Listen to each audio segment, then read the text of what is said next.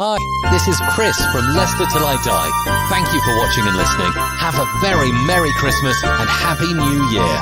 Don't do anything I wouldn't enjoy.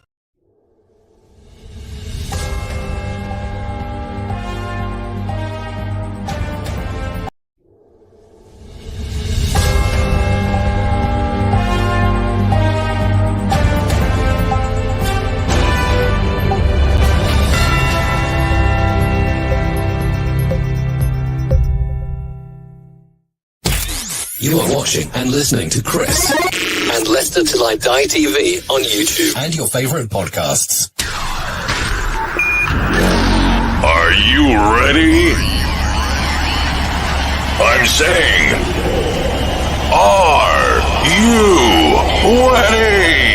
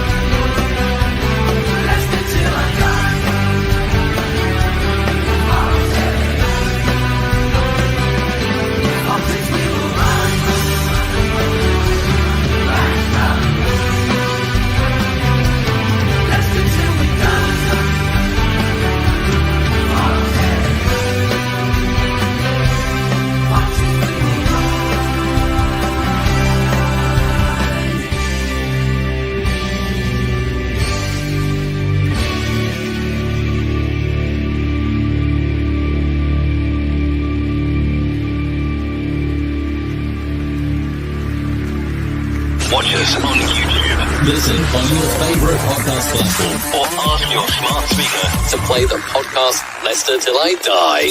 Right, Chris. All right, good evening, good afternoon, good day, good morning, good night, goodbye, hello, wherever you are, welcome along. I hope you had a happy Christmas. Brad got his lappy. She was a very accommodating lady. You know what these Cornish women are like. They say there's a Cornish woman out there for everyone. By God, she must be a slag. But anyway, welcome along. Hope you had a really, really, really good Christmas. And I hope you got your stockings filled and that Santa emptied his sack for you. Welcome on. We're looking back at the game against Ipswich. Have I calmed down a little bit? Would I have taken 1-1 at the start of the game? Yes, I would. 100%. Was I still annoyed with the way we lost it? Yes, I am. It's like having Brendan Rodgers back. We can't sort of hold on to leads, and we seem to sort of those last 15 minutes when we used to be so strong and we used to kill teams off in the last 15 minutes. Now we are conceding. It seems a lot at the end. Birmingham, it happened. It's just annoying. I'm going to start with some breaking news.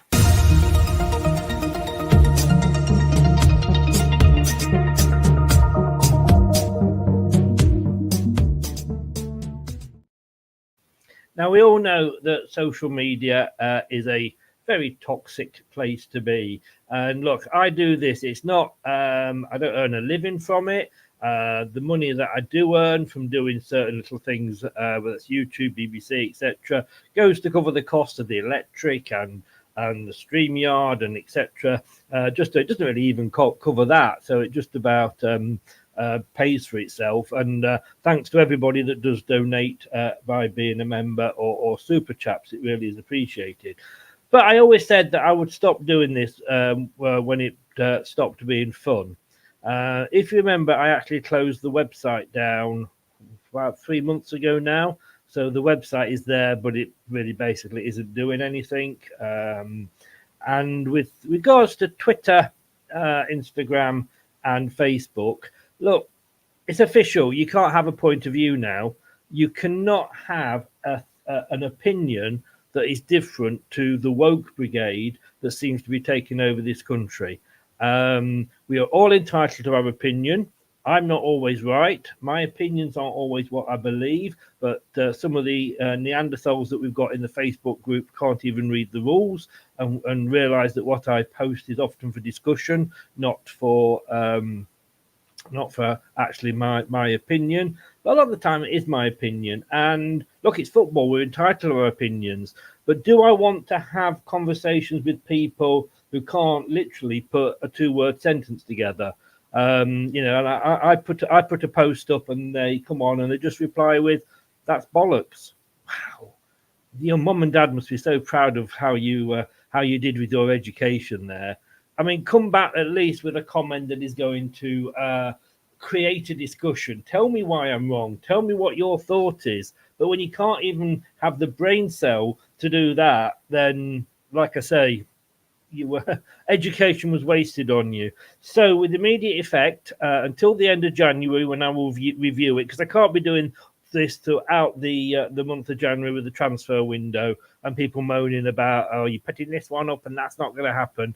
The Facebook group and the Twitter will cease to be for a month until, say, the window is over, and then I'll review it. And to be quite honest with you, if I've not missed it, I don't see the point in bringing it back. You'll still be able to get hold of me via Messenger. That will still be up and running, and Twitter will be up there for messages for me. But apart from that, I'll be honest with you, I've had enough. I can't stand the idiots anymore. Talking of which, we've got a couple in with me tonight. I jest. We're going to bring them in. We're going to look back at the game that's caused all the controversy. First of all, as beautiful as ever, because his picture's not there. Brad, good evening, sir. I think you're talking bollocks, mate. I'm not going to tell you why. Just think you're talking bollocks. Anyway, Anthony, hello. How are you? Hello. It was so nice of you to give Brad that really nice introduction. Welcome along, guys. Oh, sorry, I had to, Chris. Well, the way you set it up, I was like, I'm just going to come in and say you're talking bollocks. To be honest with you, I expected it from Ant. I expected better from you. Oh, well, that's your own fault for expecting better off me, mate. How are we both? I should know. Yeah. Are you sure? Have a good Christmas. I hope your stockings were filled. And I must admit, I did actually have a word with Ant's girlfriend. I said to her, what's the worst thing you could find in your stockings on Christmas morning? And she said, Ant. So I don't know what the relationship is like, but hello, Mrs. Ant. How are you doing? Did you both get what? I know you got your lappy. Did you get what you wanted, Ant? Didn't really get a huge amount, but I had a great day, which is more what it's about, isn't it, really? It is indeed. I just got as you can see, the new shirt. Not that it brought us much luck. But yeah, like you say, as an actual day, it was, 2 days because we had Boxing Day as well. It was absolutely fantastic. When you come down from the toilet and your sister-in-law is in the middle of the room, your nephew is playing the bongos, and she's doing the twerk. You think, what the hell am I doing? It's been a good day. So the YouTube channel, by the way, is carrying on. This isn't stopping, but like I've just said, Twitter and Facebook is going for the month. But look, 1-1. Let's get your general thoughts, because I was pissed off because that was a very important game, and it isn't the first time that we have, nearly thrown games away. And this is what gets me. We were 1-0 up. We should have killed that game off. We didn't. We wanked about at the back, playing it all round all nicely, and of course it cost us. It nearly happened with Birmingham, and it very nearly happened with Millwall as well. Brad, surely if Enzo is worth his salt, he should be looking at that and going, oh, that's 3 games we've conceded at the end there, made it difficult for ourselves. What's going on? But he doesn't seem to be. He's just sort of, what did it say? What's the sign of idiocy? Just repeating the same thing over and over again? I mean, that's definitely the sign of insanity. But that's it. Yes, thank you. I mean, to be honest with you, in all fairness, neither team was actually that brilliant at keeping hold of the ball. In fact, it was a game of 2 halves. Leicester, if you'd have only watched the first half and said who deserves to be winning, you would have said Leicester, because Ipswich were giving the ball away in dangerous areas. they were probably thankful their fans that Leicester only capitalised on one of them and not two or three. And you could then just turn around and exactly argue the point you're making. Due to our own nervousness, for whatever reason, and mistakes were made, that Ipswich should have felt that they could have got 1 or 2 goals. And in the end, it showed both teams were very cautious at each other. And a little bit in that second half, Chris, you got to see why Ipswich are the only team that are on Leicester's coattails, because they just didn't give up, unlike other teams that would have just admitted defeat and let Leicester pass it round the back. They didn't do that, which was something we don't really see that often this season, or haven't seen, should I say, this season. No, but they are, would you not say, Ant, it is repeating itself. The same mistakes are repeating itself. I think a lot of the Leicester players hadn't realised we were playing in orange rather than blue because they couldn't keep hold of the ball. No, again, nor could Ipswich. But those are the simple things that I used to teach my sons, coach my sons, 10 and 11-year-olds, not on my own, there was a group of us. But, one of the most things was don't pass the ball to the opposition. If you got the ball, hold on to it. And that is something that we haven't. I mean, we're 22 games in now. The players should know each other. Yeah, I don't know, because I think it's a bit unfair to say it's the same mistakes time after time when we've lost we haven't lost a game this month. We've dropped 2 points out of 18. When you look at it from that point of view, it's clearly working. And the reason we've scored so many goals late on this season is because of the way that we've played, and in terms of keeping the ball, playing possession, working spaces and stuff. And it's anyone who's played any level of football will tell you that it is 10 times harder to play without the ball than it is with it, which is why 9 out of 10 times the teams that we're playing look absolutely dead on their feet by 90 minutes.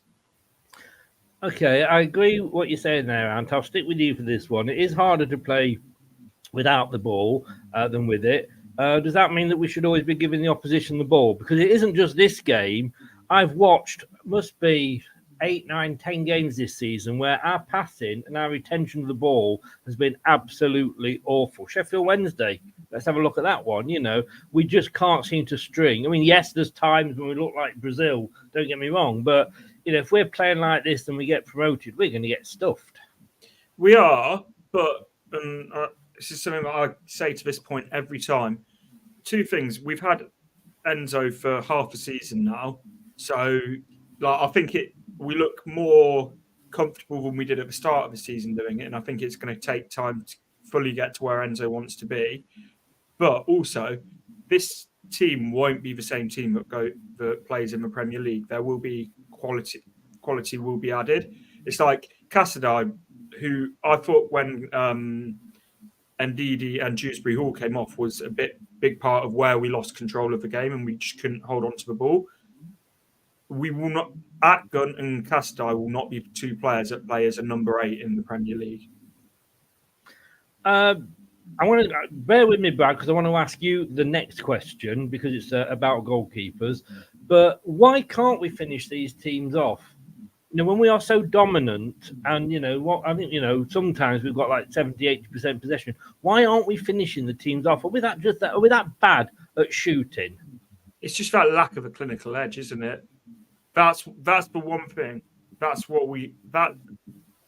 I don't mind us losing the ball in the areas that we are because I can see sort of what's being tried to do. But when you pass it around for sometimes up to 30 passes in a move, 40 passes, then you create a clear-cut chance. You've got to score, I'd say, 3 out of 4 of them. And at the moment, I don't think we are.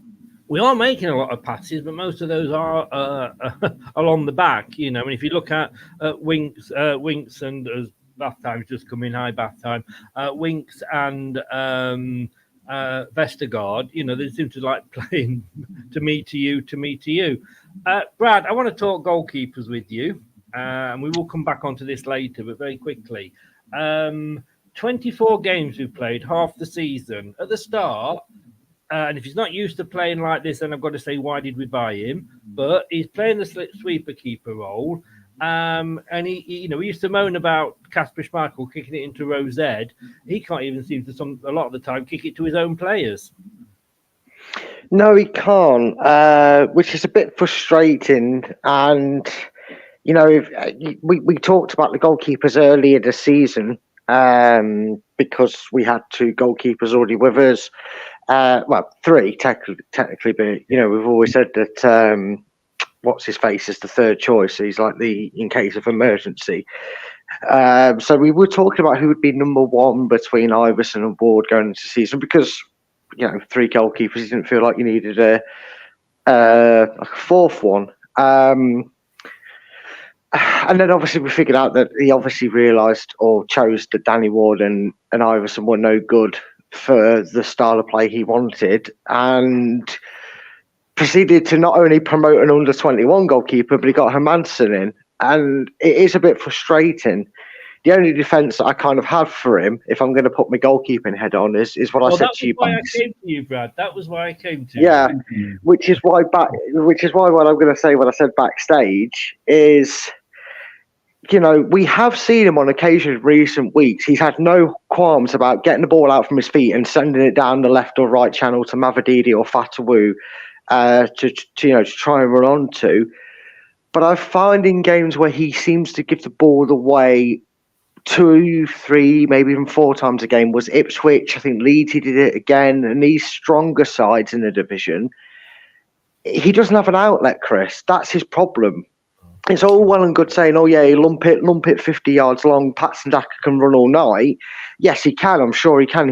That's the way Daka does. But if he's got 3 defenders around him, he's never going to get anywhere. And, I think at one point against Ipswich, especially in the second half, Chris, he had the whole entire midfield no further than 5 yards in front of him. Because of where he stands, he comes to the edge of his box. Yeah. So he's like, well, I've got 6 options to pass to, and you're all 5 yards next to each other trying to hold hands. So he's like, well, I've got to get rid of the ball so I can kind of deal with if Ipswich steal the ball here, I've got to make sure I don't come too far out. And yeah, he could do better with his distribution. I do agree with you, but sometimes it's not entirely on him. He's kind of forced into a pass than it is a pass of his comfort. Okay. He likes to have that break on the ball. Let me stick with you for this, Brad, as the goalkeeper union representative. So, as a goalkeeper, if he's looking in front of him and he's saying, right, I've got the option of 4 players, but they've all got somebody marking them, one of them in a good position, then should he not then at that point think, well, I better not risk a pass to them. I better kick it further upfield.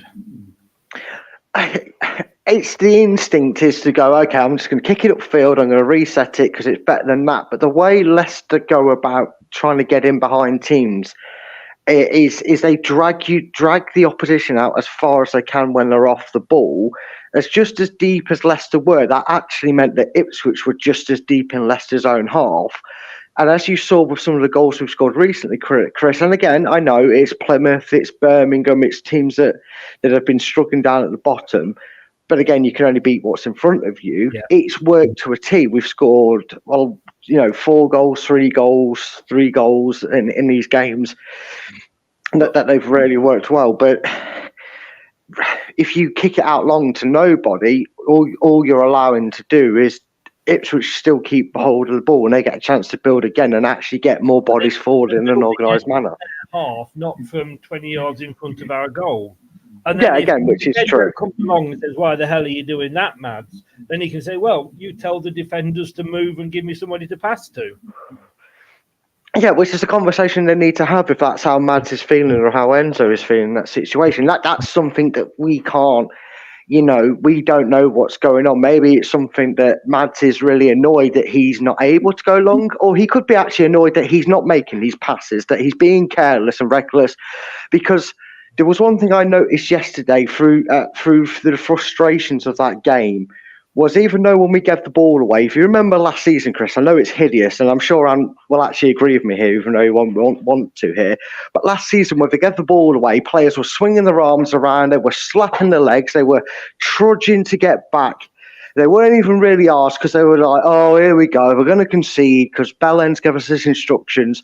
This team sees a mistake. They don't even think about it. They run through walls for each other. And I know it shouldn't need them to run through walls to cover mistakes, but you saw it a lot in that game where it didn't matter that there was a mistake made or a bad pass made. It didn't matter if it was Ndidi. It didn't matter if it was a Madsen. It didn't matter if it was Daka. The second that mistake was made, including the player who made that mistake, everybody was like, "We've got it. Don't worry. We've got you back. We'll cover it. We'll go again. Don't worry about it. Let it go. Focus on it." So, if you kind of want to put a positive on a negative, at least, not all the time it doesn't work. And would you agree with that? I disagree. I don't think he's put us in much sort of trouble at all, really.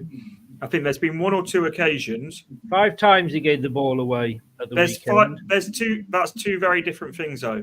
Giving the ball away and putting us in trouble, and they're very different things. Yeah, but, okay. Well, let me against better opposition, we would be in trouble potentially, but with better.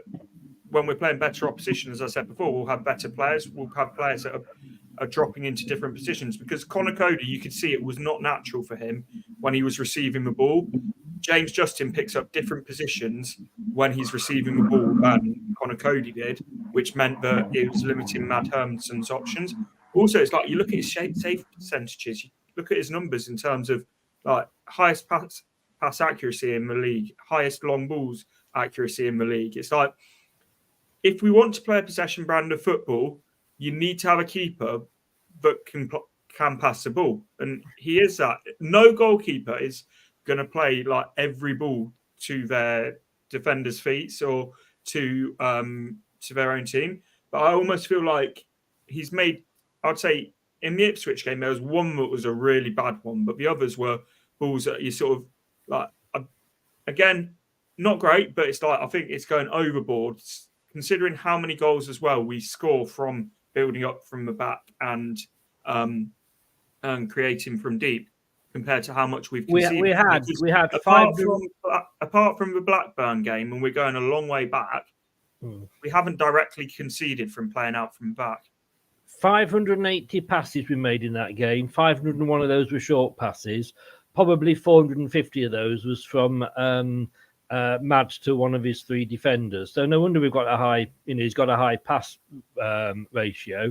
But what I want to ask you though, Ant, is what the hell is it when one of the defenders takes the goal kick and passes it straight to the goalkeeper? What's the point?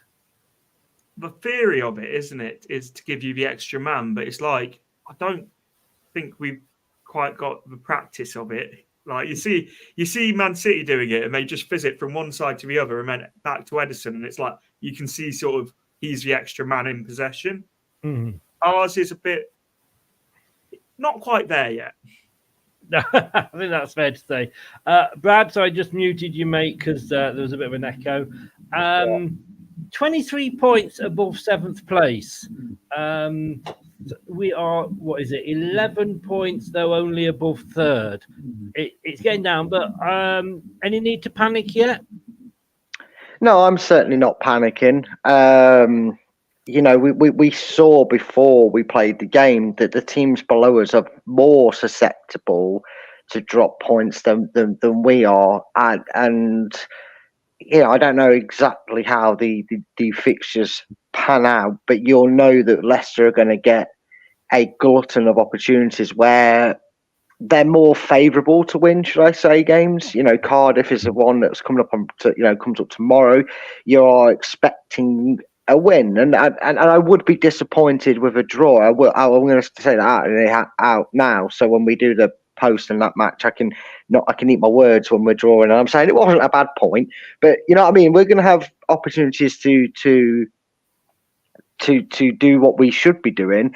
Whereas the likes of Leeds and Ipswich are going to be playing your Southamptons, your Hull Cities, and in and around each other. I know that will come our time, but we're in such a commanding position, Chris. At the end of the day, that's only our 2nd draw this season. We're still yet to draw at the King Power, which is mightily impressive. And if you'd have told any Leicester fan at the 24 game week mark that you've played everybody at least once, you'd got 59 points and you'd be 19 wins this season, I think you'd actually be more amazed that Ipswich is still only 6 points off you and got the same losses as you. And you'd be looking, thinking, God, they'd have that same gap over 3rd as they do over 2nd, sort of thing. So I'm not panicking over one draw just yet, because like I said, the way the game played out and it's a total, it was actually a decent point in my opinion. I know you maybe not thought that at the time with your discrepancies that went on, but in fairness, it wasn't actually a bad point to be getting. No, and I will add this, that had it been the other way round, had we been 1-0 down and we'd got sort of an equaliser in the 92nd minute, I'd have been creaming my way all the way to bed that night, because it'd have been like a win for us. So it is purely the fact that the way it happened. To me, it's still 2 points lost, but we've got to make sure, that we're not conceding these late goals. And like I said, 3 of the last 4 games we've conceded when we should have been easy. We've made it hard for ourselves. All right, 92nd minute, you don't think that Ipswich are probably going to be able to get a second. Birmingham certainly had time to get a point if they wanted to. But I can't get out of my mind the Newcastle Man United season when Newcastle were way ahead and just every game Man United was sort of coming at them. Because surely anything below second is going to be not disappointing, but it's going to be a failure, isn't it? I said before a ball was kicked this season, if we don't get automatics, it's a failure with the squad we've got and the money and resources available to us. So the fact we're in this position now, if we don't get automatics, something drastically has gone wrong. But my thing is, I'm very happy with where we are. And obviously, you're saying about the Ipswich result. In isolation, I don't think that's a bad result at all when you look, because it's the second best team in the league. We've been to their place, and it's how the goal came about at the end. I think it's the frustration. Yeah, and you look at our December, like just before December, we lost to Leeds, we lost to Middlesbrough.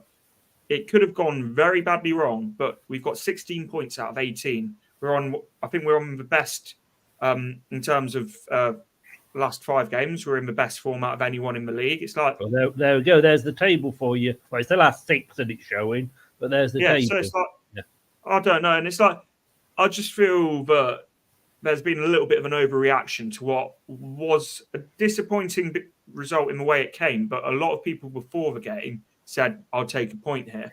Yeah, and like I've just said, had it been the other way round and we'd got the equaliser in the 92nd minute, it would have been a completely different reaction, 120%, definitely. But when you look at that, Anne, we are 2 points clear of Southampton. But when you look at the teams, then you've got Coventry, Norwich, you've got Bristol in the top 7. The teams that should be or were worrying us, like the Ipswich, Leeds, are slowly dropping down that form table. I've said it for the longest time, and I've taken a fair bit of slack from Leeds fans, so I'm kind of smugly sitting here, smiling. Have you seen Top Gear? Jeremy Clarkson's smug face? That's me at the moment. But I've said for the longest time, they can beat anyone on their day, but they've also got in them to lose to anyone. And that's why I just don't see them catching us. Because there's 2... I know, it's so difficult not to look smug at this point. That's the one. That's the one. But it's like they've there's too many results, like the Preston result, the Stoke result, Sunderland, and it's like for all they did well against Ipswich, you look at their form at the moment. I believe it's the worst in the top 6. Leeds are 6th in the form table. Southampton are above them. Ipswich are above them in 5th. I've only gone down as far as Swansea, so it's about the third worst, I think.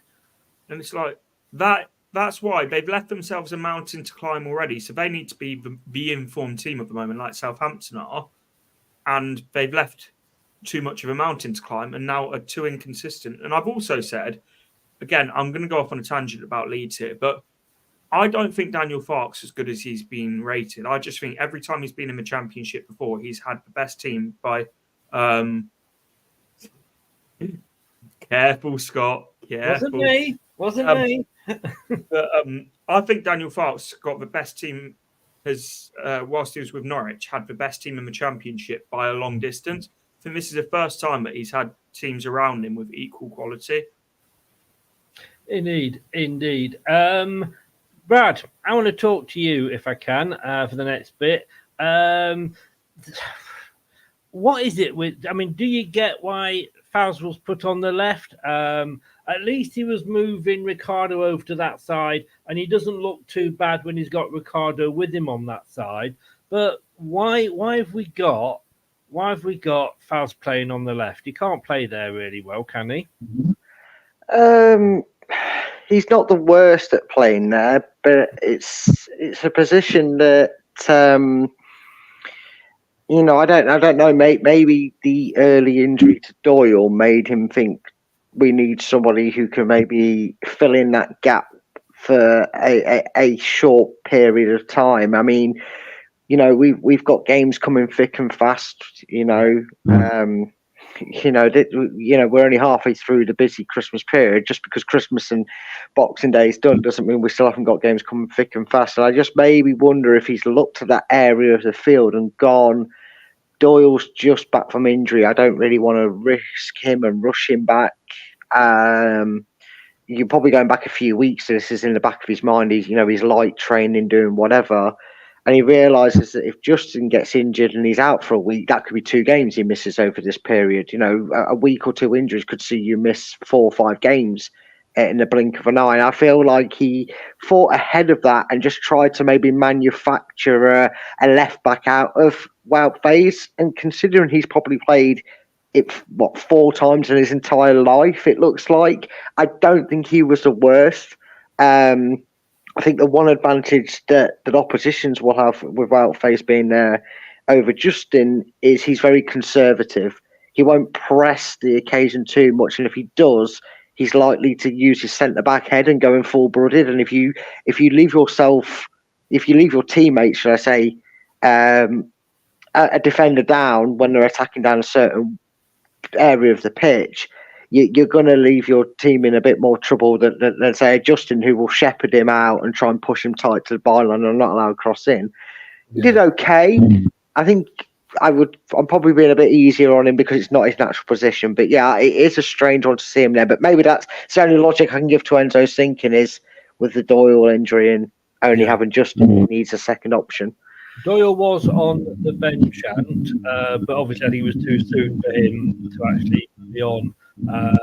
Surprisingly, maybe didn't get 5-10 minutes at the end, but he does play better on the left, Faz, when he has got Ricardo on the same side with him. My thing is, I thought he was like my man of match. I thought he got through a huge amount of defensive work, but it's just on the ball, I think. And this is where, we were having a conversation about Hermanson before.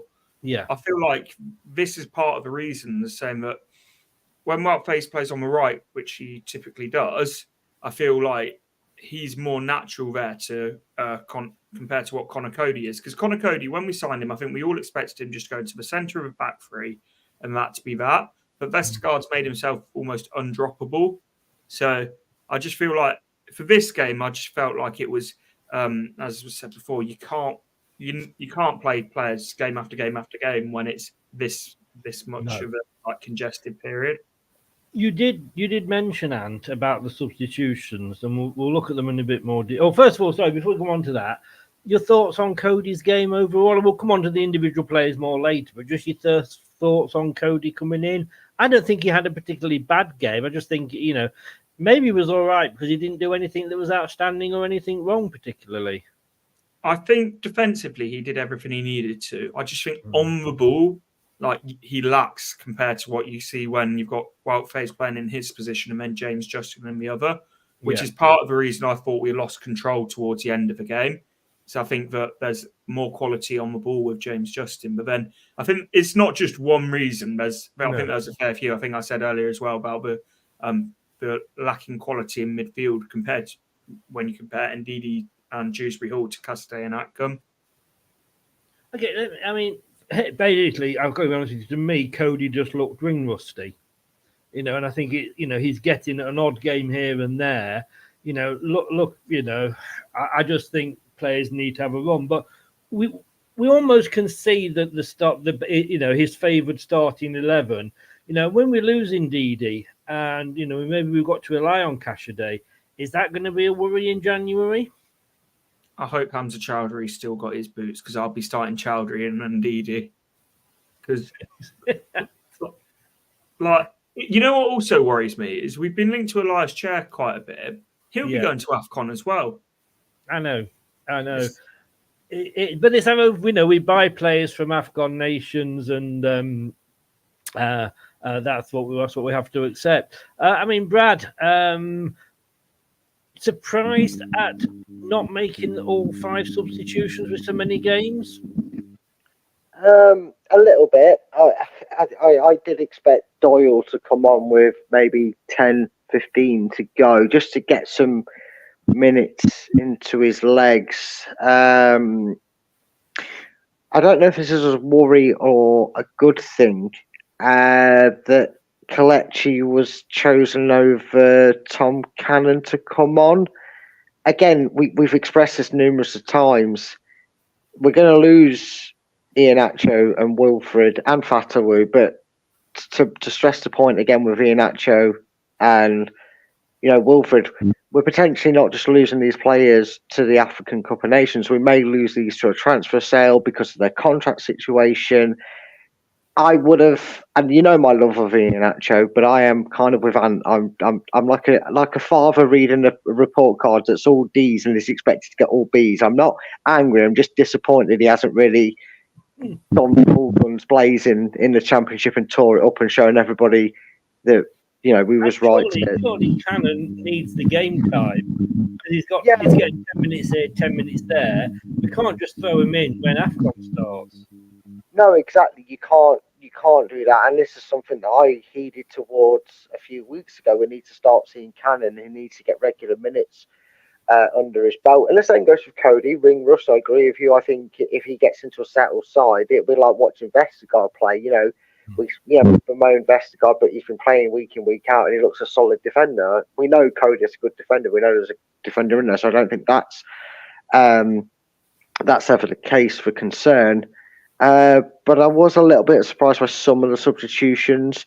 And I think for the first time in about 3 games, it was a little bit samey. So Ipswich kind of looked at the situation and went, well, we don't need to change our system or anything to kind of stop them because they've not done anything too different. There was a few surprises. That plan B that you were shouting from the rooftops about soon disappeared, Brad. Yeah, it annoyingly it did, and unfortunately, when that happens, when Enzo, the annoying thing is, I think Enzo was kind of like, right, okay, that's that. If we play like this, we'll see this out. We've got this. Don't worry about it. I don't need to change anything because we're still winning 1-0. I don't think a plan B needs to be SHIT. It's gone wrong. I need to change something up or it's not working. It needs to be a case of, okay, Ipswich, he should have looked at that game, gone 1-0 off. Ipswich come and let us change it up. I get that. And do you think the whole thing is we've set ourselves very high standards with the way that we've played? So when we do have these little mishaps, that is going to sort of, look worse than it probably actually is. Yeah, probably. But the only thing that I found strange, and I don't want to sound like I'm trying to pile on him, is we were under the cosh, and like Ipswich were really putting the pressure on. And then you bring off Ndidi, who, I know he's playing this advanced role, but he gets through a shift defensively, even when we're sort of under pressure when he's tracking back. For Caste, who offers those runs going forward, but defensively he doesn't track his runners, he doesn't cut the passing lanes. So I would have thought Chowdhury would have been a much better option. But then I feel like we're nitpicking because Enzo's got 100 out of 100 things this season. I'll say he's got 95 of them right. So no one's going to get 100 out of 100. Why not? There should be. Sorry, being facetious there. And I say Vestergaard still chipping in with his goals as well. Oh, sorry, it was the wrong end, wasn't it? Sorry, Ant. To be fair, though, that's one of those own goals. I just feel unfortunate for him because he couldn't do anything. He couldn't do anything, could he? I'm surprised the way you were talking about Hermanson earlier. You probably expect him to save that one. Yes, well, I mean, he did. And in fairness, I gave him credit. He made one very good save during the match, Hermanson. But that's his job. That's what he's paid to do. So shouldn't really be surprised. No, I jest. Scott's just added here. I was going to say I thought Enzo's mantra was about perfection. So why should we not expect 100%, Ant? Why should we not expect 100%? I don't know. I feel like we're going to get very disappointed if we do. Yeah. No, that's fair enough. Like I say, when you've got the high standards we've set ourselves this season, then it is going to be a little bit disappointing when we occasionally come up. All right, so just looking here, Brad, I'll come back to you. If you can take over your muting duties, that would be a great help. Ipswich, Leicester, the strengths there. Ipswich, a lot. Leicester, no strengths from that game. But our weaknesses committed a high number of individual errors. Yeah, which pretty much sums up the game in word terms, really, because every time, we tried to venture forward or do something at a quick pace, I think at certain points in the game, we were a little bit surprised, that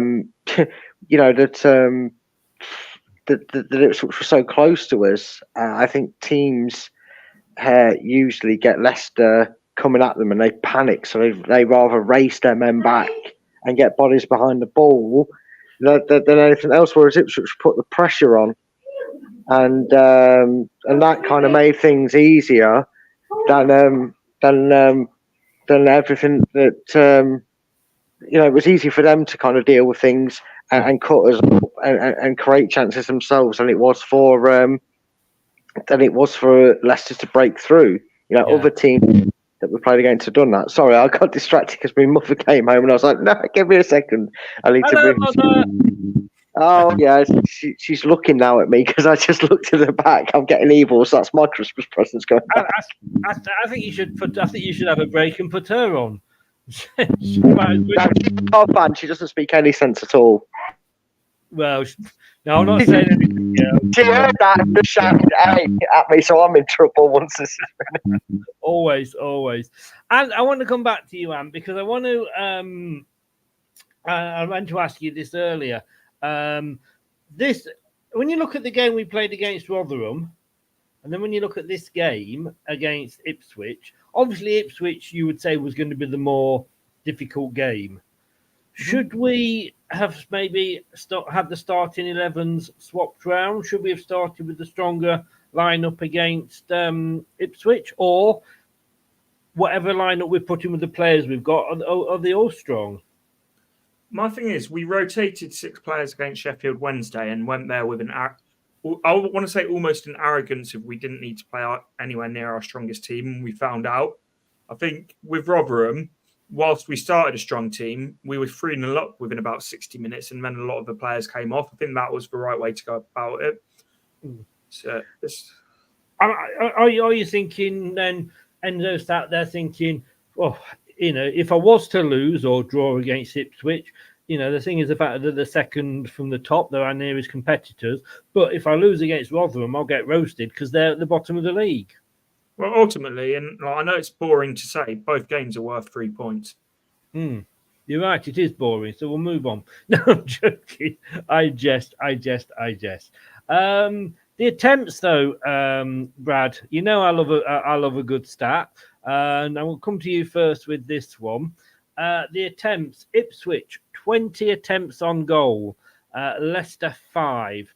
From open play, they had 12. We had 3. Is that worrying? No, and the reason it's not is these are games where I don't really tend to look at stats like that. They kind of give me an eyebrow raising moment, because I don't know about you, Pep, but I don't remember apart from that one save that Madsen have to make. I don't remember any of their shots causing us too much trouble, because 20 shots, but I can guarantee you that at least 15 of them were blocked by a player or bodies in the way or the edge of the box, and they were hitting an Ipswich player probably on the way. Because that makes you sound like Ipswich absolutely bad, as we were, backs to the wall job, 11 men in the box, defended a 1-0 lead because we're struggling. Well, realistically, we controlled the first 45 minutes and the odd 5 minutes here or there in the second half.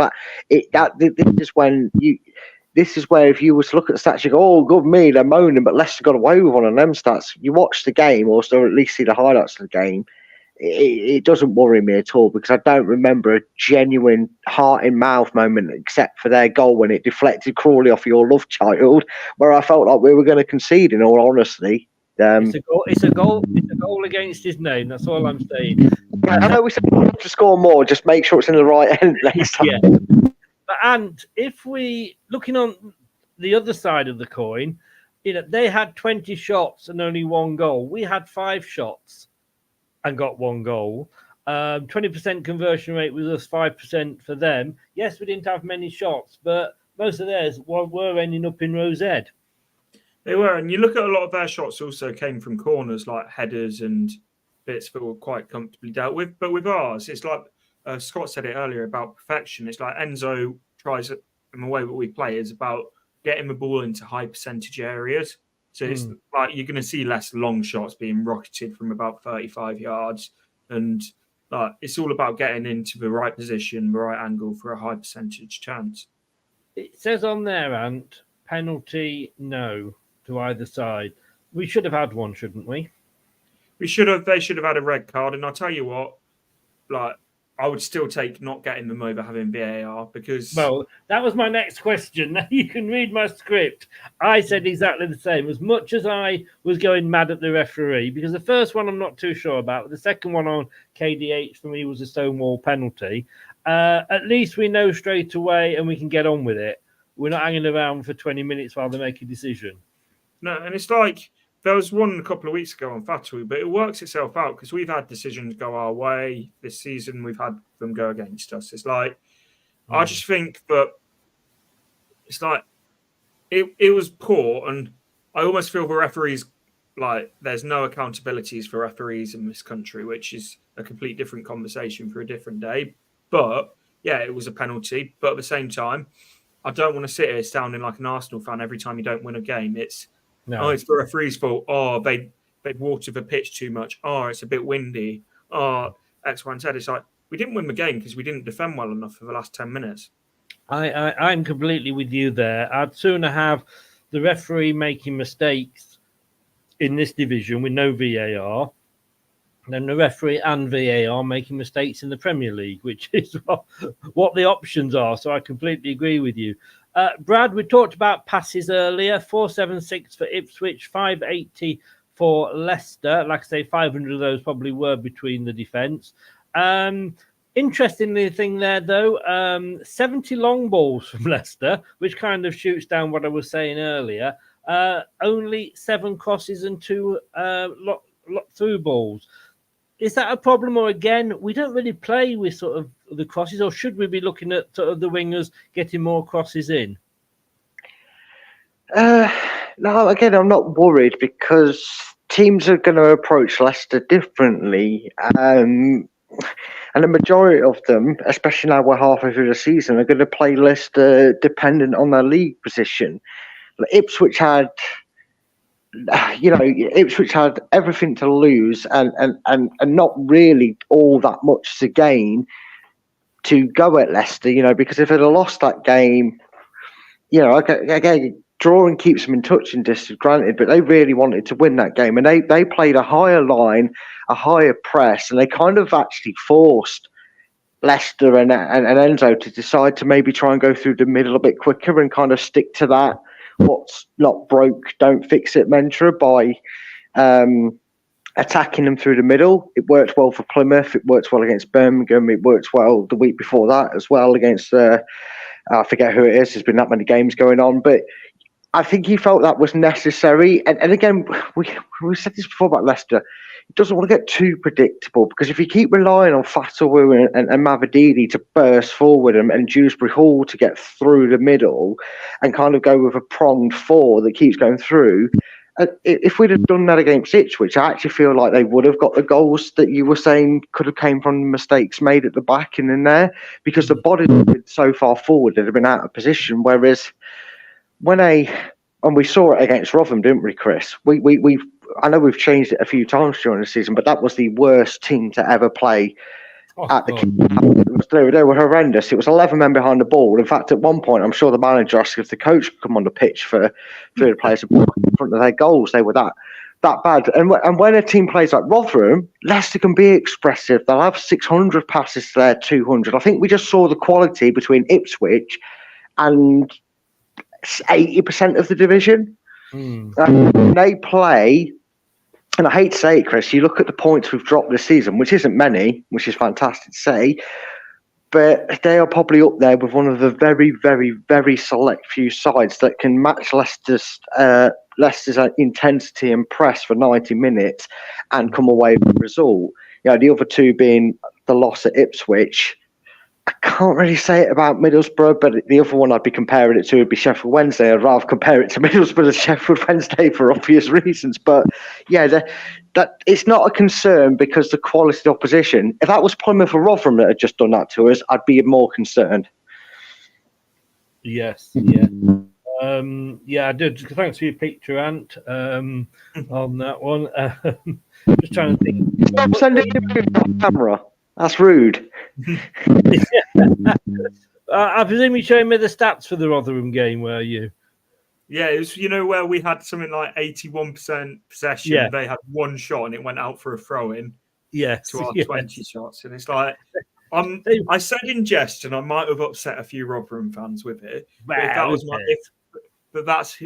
that was how my team played each week, I'd give up football and start supporting the rugby team. They were awful. They were awful. But looking at this, I mean, this is our positional report. So the attack sides, it's good to see. It's pretty sort of, we're not just relying on one side. Like when it was Barnes, it was 90% on the left and 5% middle, 5% right. But what worries me looking at that, and again, should I be worried? Shot directions, absolutely no percent from the right, from Fatawu's side. No, it's one of those.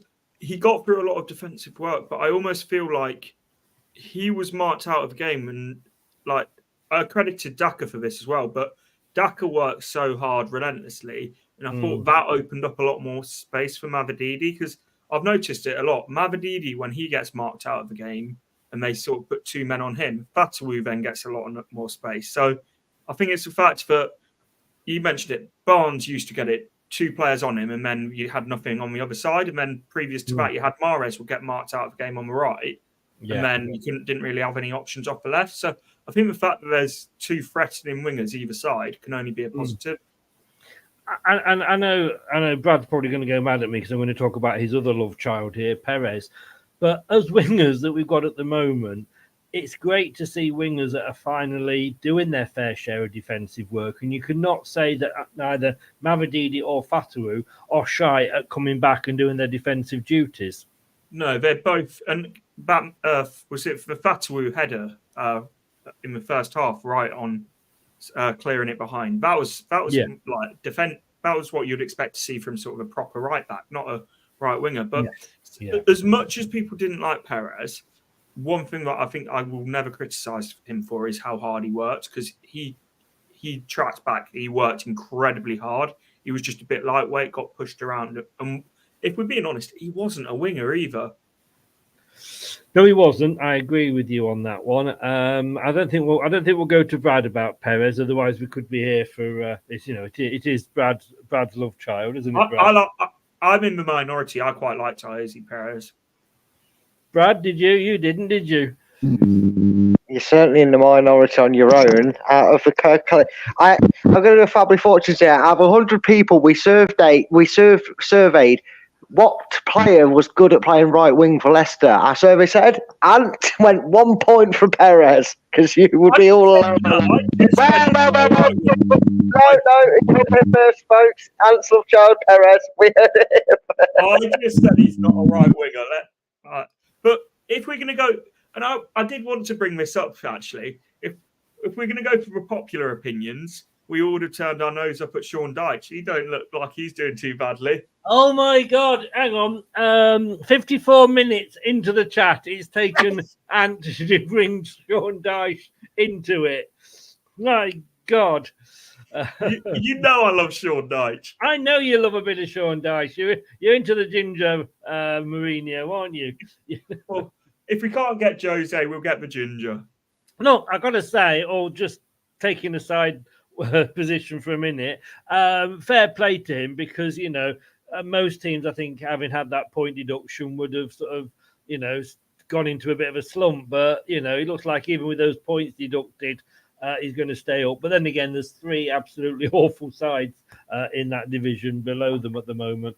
Looking at that, Ant, and I 58% of the shots that Ipswich took were long range from outside the box.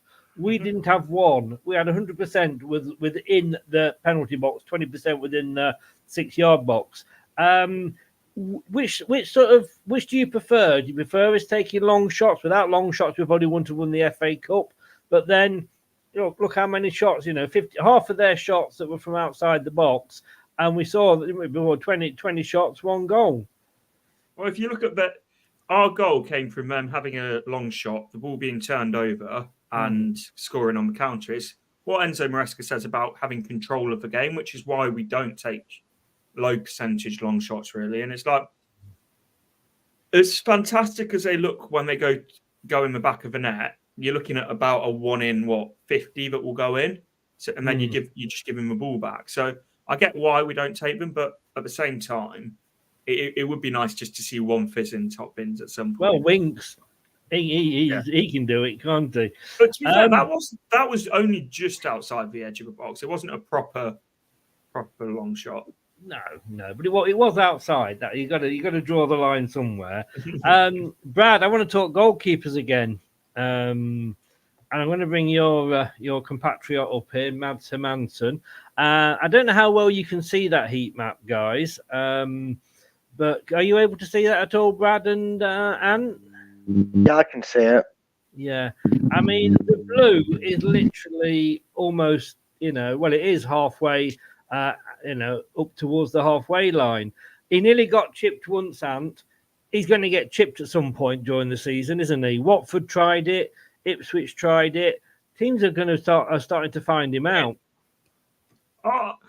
Again, he wasn't nearly chipped. He dealt with it quite comfortably. And it's like we're going to play with a sweeper keeper if we're going to press up high on the halfway line. It's like if you want to play a pressing front foot style of football, you need to have a sweeper keeper. Otherwise, you'll just one ball in behind, and then you've got all of the space of the half. It's like we moaned for years about Schmeichel sticking to his own goal line. Now we've got someone who's coming off his line. You're moaning. Coming off his line, he's closer to the opposition goal than he is ours sometimes. But, come on. I'll say it like this.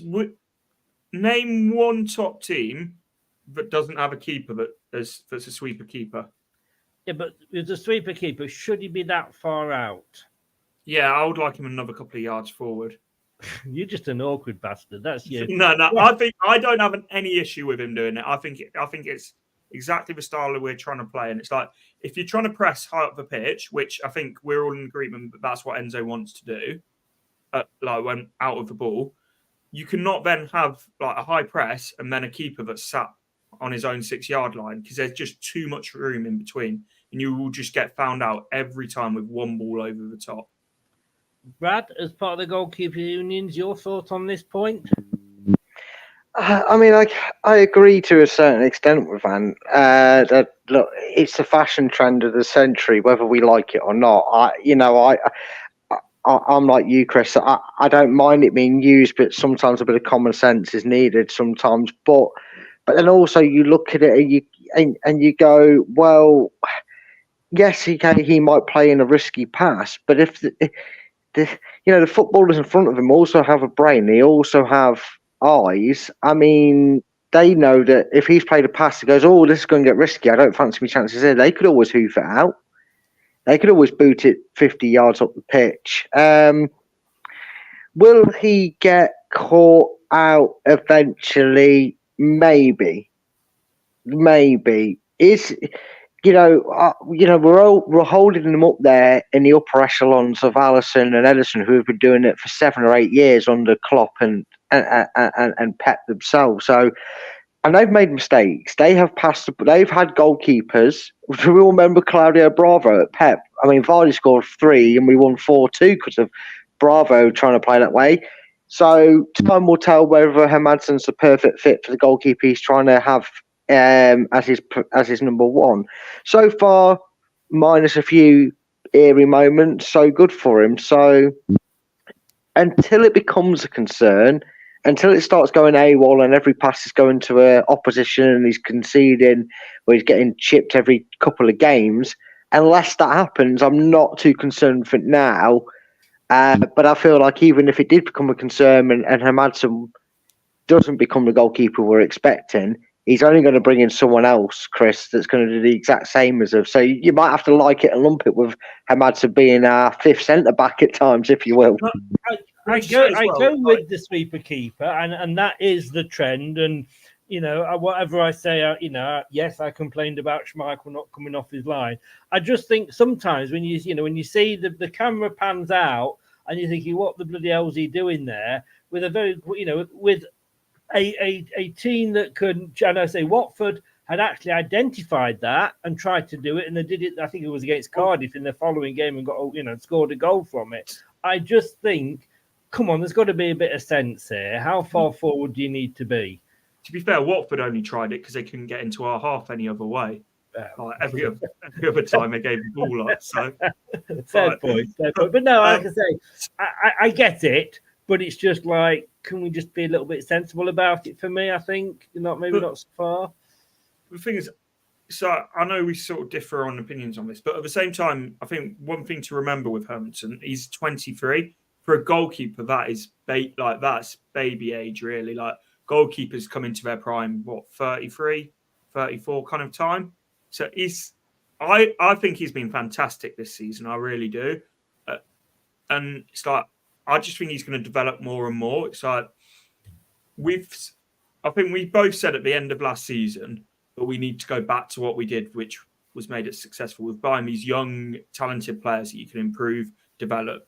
So what comes with that is players that will make mistakes. And it's like, I think you've got to almost accept that to realise it's going to be, at times it'll be taking a step backwards to take 2 steps forwards. Mm-hmm. No, and like I say, a lot of the time, as I said to you right at the start, I do play devil's advocate in a lot of these positions. But all I can really say to you, Ant, your opinion is wrong. There we go.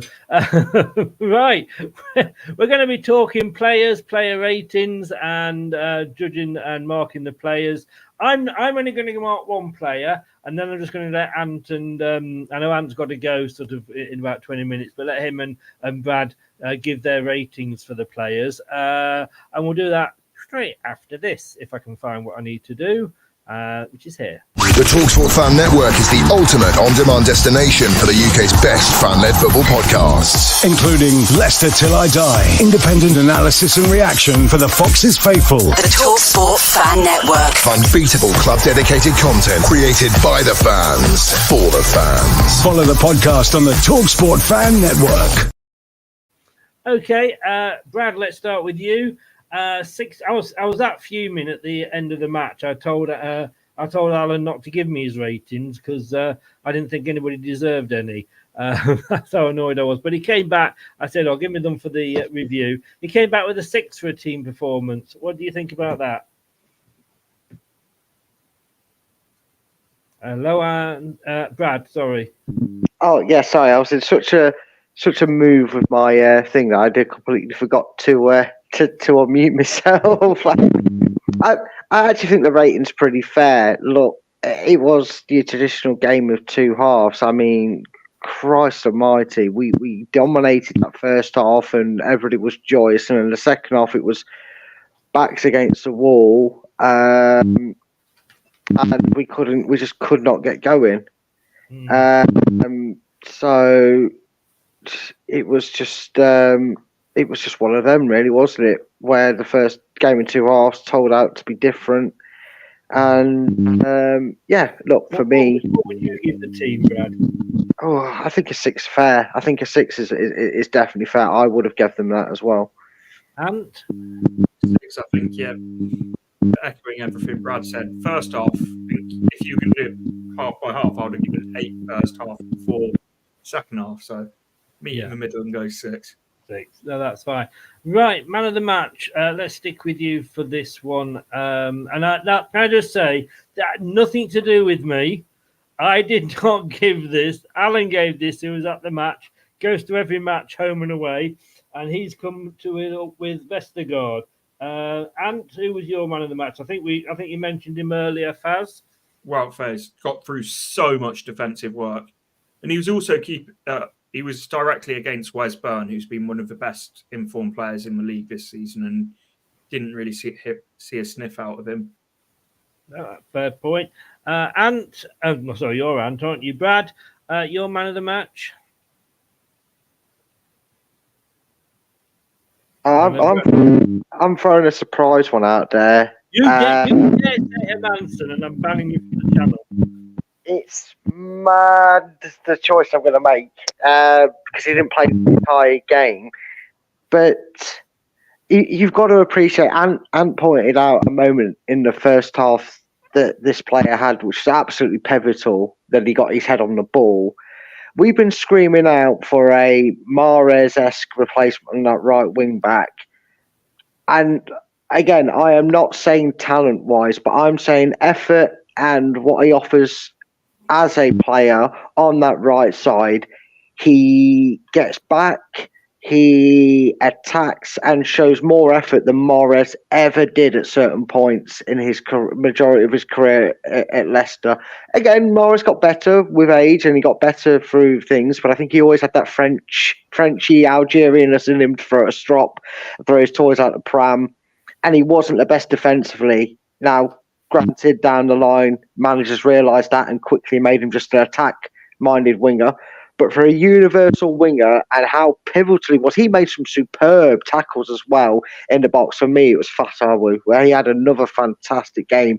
He showcased, we're saying we'll have better players needed for next season to go in the Premier League. That's one position I'm not worried about if we make his loan permanent, because he looks like a player that is going to light that division, up if he's in there next. And you're going to have to just give us a shout when you have to go. Don't upset your mother as well as Brad's. I'm not going to give Jordan's from the Mercury Leicestershire Live ratings out. We're just going to straight with you two. Hermanson, it's the only one I'm going to rate, and I'll let you two go first. We'll let the goalkeeper coach go first. Brad? His distribution, whilst we understand why he does it, was still poor. There was some better options that he could have and probably should have used.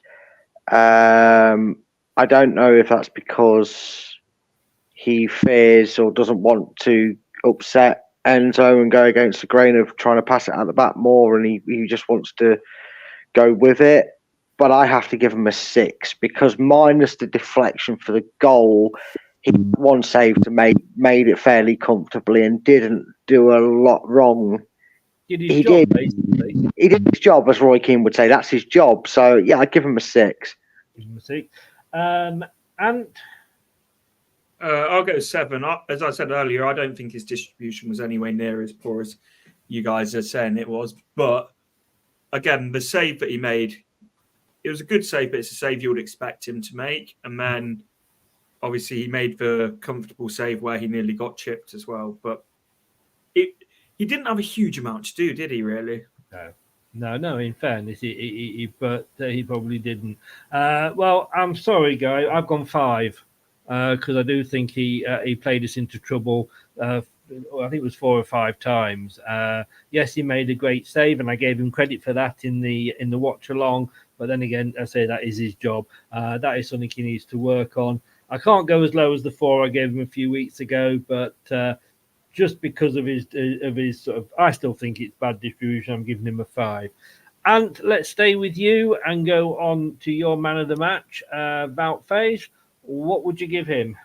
I'll give him an 8. He just nothing came down that side, did it? Until Wes Byrne was completely shut down. Then Amari Hutchinson, who's one of like Chelsea, they've definitely got the better of the 2 Chelsea loanees. We'll leave it like that. And he got absolutely no change out of him either. So 8 for you, Brad. Wout Faes has shown over the last few weeks that he is actually quite versatile. He does things well. He can play across the board. I think I kind of noted in the game before that he'd left centre back, centre back, left back. He seemed to play everywhere that apart from his natural position in that back line. I was impressed with him.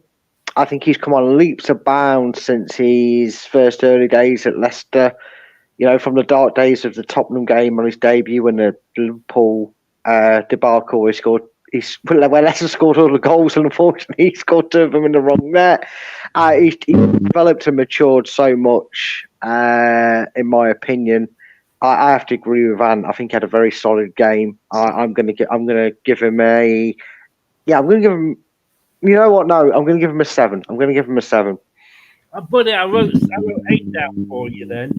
I toyed with the idea, but I think you'll know why I'm going to go for. Yeah, I think I do.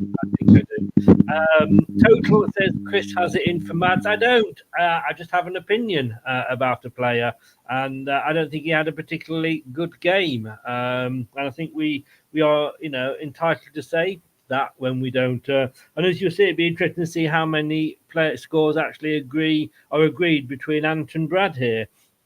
Right, going on from Wout Faes. So I must admit now, I was a little bit worried when he used to play on that left side, but I think, and fair play to Enzo, he's realised if he's going to play Wout on the left, then he needs to bring Ricardo over as well. Unfortunately, when the BBC put the team news up before the kick-off, they still had Ricardo on the right. They hadn't worked it out yet. But look, what can I say about this next man? I can't blame him for the own goal, but then let's be honest with you can't really blame a player for most own goals because they don't go out there to score them. Brad, will stay with you. The Great Dane. Again, for all the ups and downs we've had about that performance, the defence was fairly solid throughout, restricting Ipswich to hopeful hits, always getting a body on the line. He is the defender that do you feel the attacking side look at as a little bit of a chink in the armour because his pace isn't that great, and if he's going to get caught out high up, you're going to have players chasing to kind of deal with him. But that aside, on the actual performance, again, the own goal, what can you do sort of thing. There's not really a lot he can do about that. Yeah, again, another solid performance. I'm going to go back to my old school ways as I used to, Chris, and kind of match him up with Wout Faes in that one. He gets a 7. And I think he's all right going forward. I think he can pick some good long passes out to the wingers. But as Brad says, maybe it's his actually getting back if we're then sort of broken against. But your mark for Yannick? 7. I thought he did everything he needed to. My one thing is, and I noticed this massively, and this is as much on the midfield as it is on him. Once Dewsbury Hall and Ndidi came off, he wasn't playing those line splitting passes that he was before. But I don't think then Cassidy or Atgun have got the ability to take the ball on the half turn like Dewsbury Hall has, which is probably why. No, that's fine. Well, you've agreed on that one after I said you probably won't agree on much. I'm sure you probably got him at a different score, but just did that to prove me wrong, Ant. It's the sort of thing he does, guys. Ant, stick with you. Is that the way we're going to do it? Connor Cody, bit ring rusty, but didn't do anything majorly wrong, did he? No, I'm in between a 5 and a 6 here. I'll go 6 because defensively he did everything he needed to, but on the ball, I just thought, as you said, he looked rusty. It wasn't quite as smooth as when James Justin's there. But in an Enzo team, it's so important what you are on the ball. Like that's crucial. But again, he didn't do anything wrong, and I just think, as you said, ring rust. I think he'll get better the more he plays. Yeah. Brad, you've given 2 of the 3 central defenders 7s. Are you going to stick with the same with Connor? Yeah, I am, and the reason I'm going to is because I actually felt that that he was decent for somebody who's had minutes sparingly throughout the season, and there's a few players we'll get into later who are the same, who we've not really we're not really actually been fair to when they've been getting chances. I think he deserves a 7. Defensively, he was fine. He was kind of there to kind of try and cover Faye's and Vestergaard to give them a bit more freedom, so they had a bit more dependency if they lost the ball up. And considering he's barely played this season, to come in and play the way he didn't shirk his responsibility, never looked down and out, like on his haunches, ready to come off or anything. So yeah, for me, he was perfectly fine, and I'm going to match him up. He gets a 7 for me. Yeah, I think it's that ring rust for me. I remember Justin when he played against Southampton. I felt the same about him, but look at him now. Okay, let's stick again with you. I've just sent a message in the private chat, Ant. But Ricardo, Brad. Not his greatest game in terms of getting forward, but I don't think that was his all-round target for the game. I think Enzo clearly planned for a struggle, if you will, and maybe even though it's not his preferred way, ironically, even though we didn't get a chance to do it that often, he was hoping that we could counter-attack Ipswich and maybe break the lines, which meant that the likes of Ricardo, and maybe not having that natural left wing back made that decision as well, to be fair. But the likes of Ricardo and Faze weren't being asked or expected to go as far forward a venturing as they did. So for that reason, defensively wise, he did his job. He was fantastic. But because we weren't able to really see a lot of him, and he was more marshalling and probably earning that captain role, if you will. I suppose this game he earned his captain role by instructions and controlling players when they were getting a bit shirty with refereeing decisions that didn't go their way. I'm going to give him a 6. I'm going to give him a 6 because that one half of the game that we love to see, unfortunately, we did not get to see it at all, to my knowledge, from what I remember. Yeah. He was arguing with the referee. He argued himself into booking, didn't he? But we all thought 6 from Brad for Ricardo.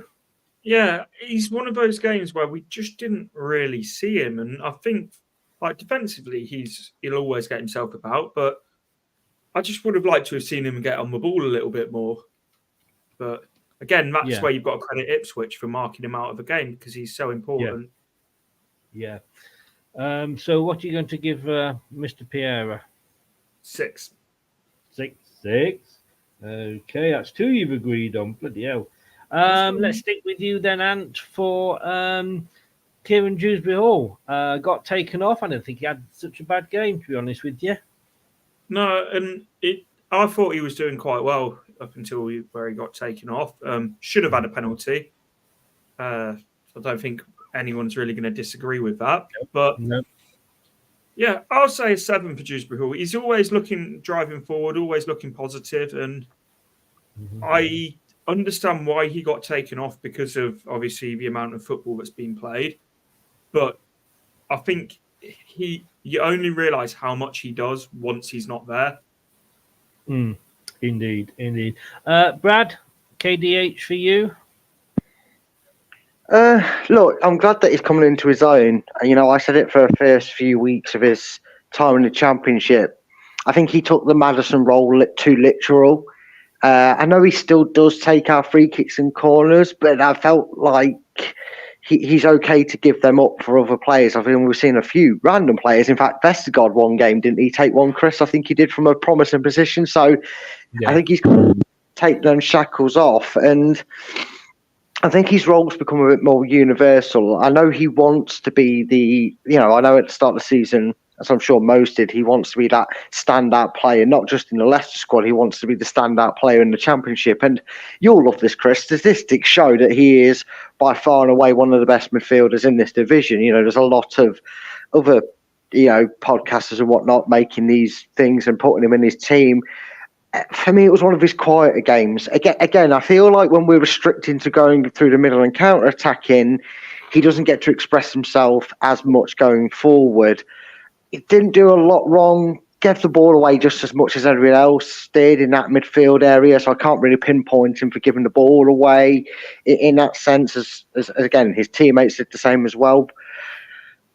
I'm just trying to remember anything he did that was really like, yeah, that's a Dewsbury Hall, classic Dewsbury Hall through ball or a Dewsbury Hall run or something like that, and I just don't remember it, so for me, it has to be a 6. A 6 for you. All right, you say he could be one of the outstanding midfielders, Brad. We're going to come on to the guy that I think is the outstanding midfielder in this division and should win well, I know they've got 4, haven't they, for the player of the half season or whatever the award they're giving. Harry Winks, what about, again, one of his quieter games, but yeah, I can't speak too highly about this guy. Sorry, you're sticking with me? Yeah, that's how we're doing it, yeah. I thought that's how we were doing it. Very quickly, Brad, do you have to go, Ant? Yeah, I've got my mum calling me, telling me that she needs picking up. So cheers for having me on, guys. Have a great New Year. Happy New Year, mate. Yeah, have a good one, mate. Yeah, you too. Bye. Take care. Bye-bye. Thanks to Ant. I mean, you never want to keep your mother waiting, do you? No. That's why I kicked mine out. She's gone out again. So, so I have got his scores anyway. So give me your points for Harry Winks. A quieter game for him. Yeah, again, I think you're going to see a familiar pattern with the middle 3, barring one that we'll get onto in a minute. Again, quiet game. Fairly reliable. He always is. He's a solid 8 out of 10 most weeks. If you ask me to pick a game where I wouldn't really think Harry Winks was a 8 out of 10, I couldn't give you one. And for that reason, he's not the glamorous footballer. He's not going to do keepy uppers and flicky dicky turns and spin around. You watch him. Start doing. I know. Yeah, well, watch him against Cardiff do nutmegs and rainbow flicks and all sorts. Now, I've said he's calm and composed on the ball, but for where there was panic in midfield, Harry Winks was always the guy that everyone turned to and looked at as go, here he comes. He'll tidy this mess up, and he did, to be fair. And for that reason, I am going to give him a little bit of a reach over KDH. I'm going to give him I gave KDH a 6, didn't I? You did. I'm going to give Harry Winks a 7. A 7. Okay. To me, and as much as I have thought Vestergaard has come into his own this season, and it's funny, I've said this so many times, but when you actually play a player the way they're meant to be played, Brendan, it's amazing how good they can be.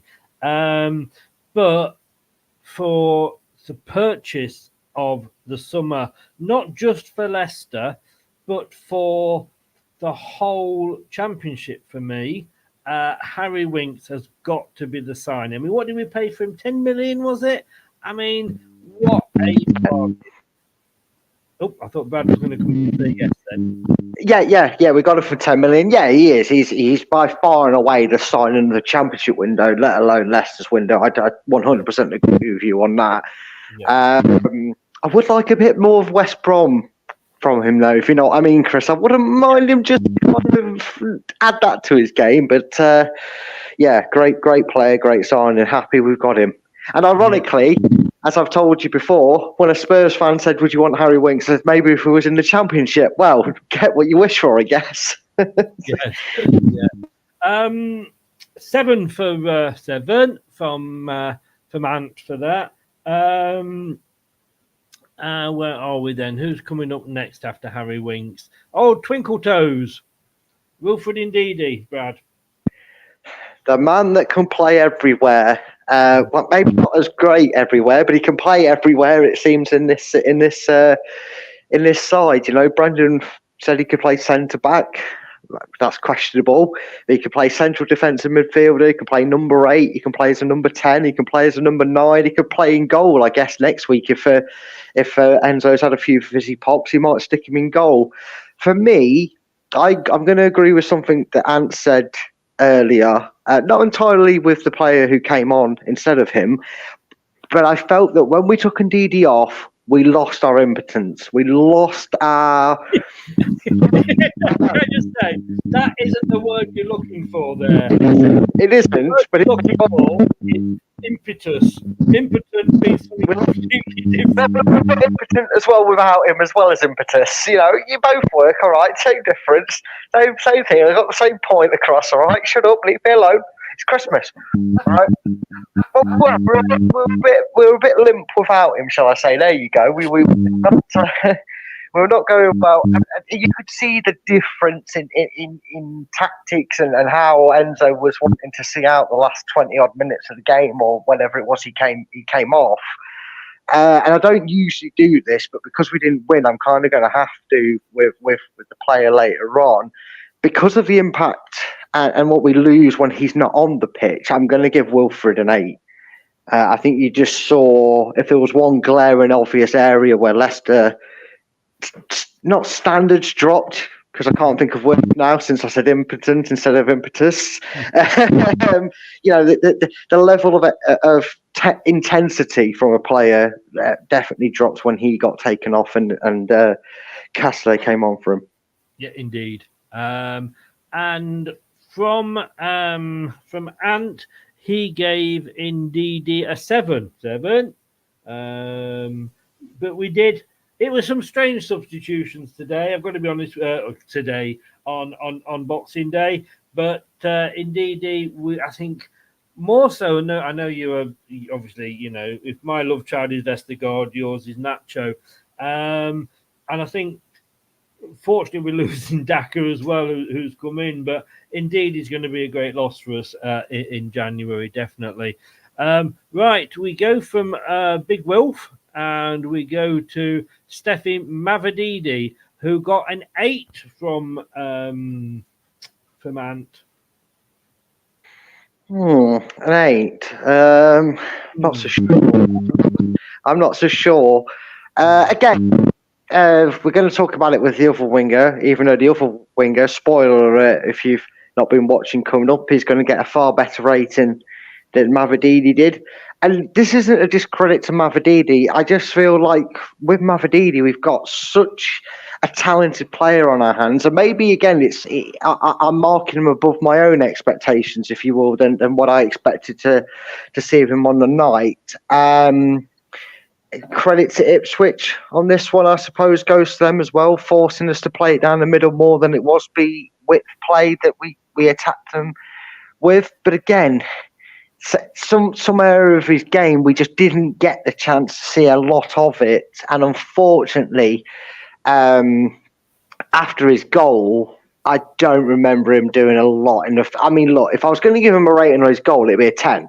His goal was superb. I mean, I know some divvy commentator chose to say that it was a great goal, but somehow the goalkeeper could have done better. No, he's picked that out of your net every day of the week, mate, and it's going in every time. It was a fantastic goal. Unfortunately, Chris, after that, there wasn't really much he got in joy attack-wise. And again, that credit comes to the opposition for that. It wasn't like he had a bad game, but he just boiled off for the remainder of the game, in my opinion, in the area that needed him to be. And for me, I'm going to give him... I'm one of them. I won't let a goal pull the wool over my eyes. I'm not a Boris. I'm not suddenly going to give him a 10 because he scored a goal when he had an average game. Boris used to give Vardy a 10 when he scored 10 games before. I think Boris would have given Vardy a 10 for being on the bench. Yeah. But I'm going to cause a bit of a stir here, I reckon. I'm going to give him a 6. I think after his goal, he wasn't that impressive in where we needed him to be. Mm-hmm. I think Ipswich on him. It is your opinion that I don't mind you giving it, sir. Let's move on to, I think we know where this is going for you, but he got an 8 off, what's he called? Ant. He got an 8 off Ant. And I should have said while he was in Ant's Leicester fan channel.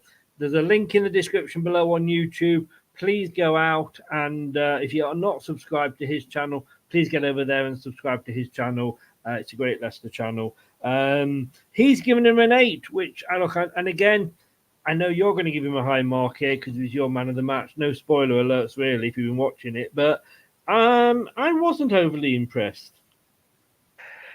No, but I can understand why, and it's kind of complementing to the reason I gave Madavadidi such a low score, because whilst Fatawu could have easily been Mahrez-esque in a way, been stroppy that he wasn't getting the ball that option, been frustrated that they were closing him down, that they seemed to double mark him at times, and he wasn't able to do the top end priority of his requirements of what you expect him to do on a football pitch for Leicester, which is get forward with the ball, get into dangerous areas, put in decent crosses. He put in a few decent crosses, but again, majority of that came in the first half.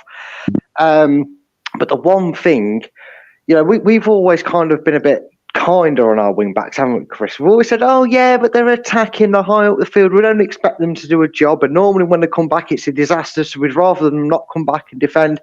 This guy could play right back and you wouldn't know the difference. He is phenomenal at tracking back. He was like an RKO. If you know your wrestling, you'll know what I'm going to say. He's like an RKO because he comes out of nowhere and just strikes. He just gets the ball, slides it out, gets an inch perfect tackle in, and even then he sometimes gets the ball and puts Leicester on the front foot by giving it to Ricky P, and he runs past him so he can get the ball back. And I love his work rate and commitment to the cause. He's one of the players that if you said this guy's going to run through a brick wall for you to do exactly what you're asking of him, it was him. And even though we didn't get the attacking side of things too much, he made up for it with his effort he put at the back. I can't give him a 9 because he did peter out, and I know I normally go a rating higher for my man of the match, but he also gets an 8. He was my man of the match. He was up there with Ndidi, but for me, it's the fact that he did the unexpected work that we don't expect of him, just as good, if not better, than some of the defenders at time, that he got my man of the match, and that's why I give him an 8. That's fine. Terry, welcome along, mate. Yeah, we both had a good Christmas. I hope you did as well. Looks like you're still having a good Christmas. It looks like you're typing in pissed font there. Goody lead, good all. Good evening to you, Terry. Hope you have a good Christmas, mate. Hope you do. I'm going to be controversial now, Brad, because I am going to give Fatawu just a 6. I did say I wasn't going to actually comment on any of the player apart from Mads. I wasn't impressed with him this day. And yes, he does his normal job of coming back and he defends well. And I love this player. And if we do not sign, I know if we go up, we sign him. Is it 17 million or something? I mean, what a bargain. We should be paid. We should be saying to Sporting Lisbon, we'll give you the money in January. Bugger off, wait until the end of the season. Let's give it him now. Let's get him assigned as a permanent player. I love this guy. For me, unfortunately, just not one of his better games. But look, that's what it's all about, people. Just showing you there, you are allowed to have a difference of opinion, I know, shock horror to the woke brigade, but there we go. Daka got a 7 from Ant. Brad, what are you going to give him? Yeah, people maybe are in that early days Vestergaard stage with Daka, because the first 4 or 5 games of Yannick's tenure at Leicester this year, it came under a bit of, well, yeah, but it's, almost like we expected it to go wrong and be proven right, as Yannick's this useless lamppost that can't play football. Definitely not an expression of mine that I used over the last few 18 months of his time. But never would I say such a harsh thing towards a player and then get proven wrong. But I feel like with that tentative stage, I know. I feel like some fans are in this tentative stage with Daka where he does something good and it's like, yeah, but he didn't do this and he didn't do that, so he's actually pretty crap. He's got 4 goals and I think 3 assists in 5 games now. That's pretty, yeah, something like that. Considering, we look at the legend that is Jamie Vardy this season, a very underperforming Ian Nacho this season. He's got 6 goals, Vardy. I think Nacho's got the same as Daka, and Daka's played 5 games, funny enough. So, you know what I mean? And you look at everything he contributed into that game, it was a very tough afternoon. We have to remember this. Ipswich actually showed us why they're the only team in the division that are anywhere near us in terms of points and their win-loss ratio and everything else in between, because they made it very difficult for us in an attacking sense. But he got a great assist, Chris. He played well. He ran ragged. Again, he did his job as best as he could in what was a difficult afternoon for him. And you haven't changed a thing along for Fatu, so people think I'm talking about Fatu here, Chris. Come on, go on, keep up. I've just noticed it myself. Shut up. Don't say anything. We could edit it. It's not live. I'm going to give him a 7. I agree with Van. I think I know, right? Well, where was my Christmas present? Yeah, you're Scrooge. Anyway, I give him a 7. Actually, I think people might be sat here going, "Oh, he's a 5, he's a 6. Yeah, he got assist, but did nothing." He actually did have a very good game. He gets a 7 from me. Yeah, I'm just looking. Who got the assist? It was Daka. It was his through ball to Mavadidi, and he. Yeah, I was going to say. So therefore, look, I like Daka.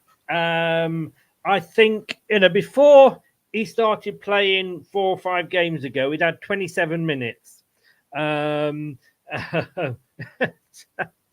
Terry's just said, you should have been in at the start, Terry. You'd have seen how much I agreed with you. If I was that pissed, would give the goalkeeper man of the match. A man after my own heart. No, look, with Daka, he'd had 27 minutes game time. 26 of those were against Liverpool, and one of those, I think, was against Stoke.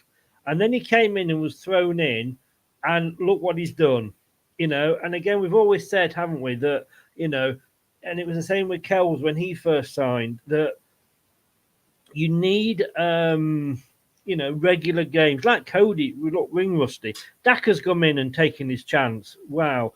Now, I don't know when his contract runs out. I think it's got longer than Kells has. I'm sorry, Brad, you're going to hate me for this, but I can probably see Kells leaving and Daka stopping. But I agree with you, Chris. I actually do agree with you. Whether I like it or not, I can see that being the case, especially now we are close to the January window. I think Enzo's going to be forced to shove before he jumps, sort of thing, with Ian Nacho. Sorry, go on. No, I agree. So, Anna, I am saying, look, he's played 4 or 5 games. Let's not go mad and go, this is the Messiah that's just walked through the door, and we don't need Vardy anymore. Let's give it a little bit longer time, but let's just we will see how he gets on. But certainly at the moment he's looking the business. Now. And hasn't put any marks in for the substitute, so I'm going to be doing that for you. But Brad, let's come to you first. There's some weird substitutes, I'm not going to lie, but we're going to look at the substitutions now and go for Cashiday. I feel a little bit sorry for Cashiday, because anybody who comes on for a player of Wilfred Ndidi's and calibre instantly gives you that feeling of, that's going to take something out of the game. And for the style of player that Cassidy is and what we needed on the pitch at the time, I actually think it was the wrong substitution. I agree with Ant. I think if you're going to take Ndidi off looking to see out the 1-0 win, you don't put Cassidy on, you put Chowdhury on. Having said that, he is a forward-thinking player as Cassidy. He got his second goal for us in that win against Rotherham, and he was getting not starts, but he's been getting more consistent minutes. And again, we've just noted on it for the last several weeks. It feels like we're talking about an eternity, but over the international AFCON tournament, he's going to be a player that we rely on. Is he slowly coming into his own? I think maybe. I just think this is on Enzo that he had an inactive game for me, because I don't remember being on the pitch. I'll be honest with you. I know he came on, but I don't remember anything really happening in that sense. And unfortunately, Chris, because he wasn't able to get involved, and because his main mentality of way of thinking and playing isn't the defence first, it's be the outlet man in the middle, he just gets a 6.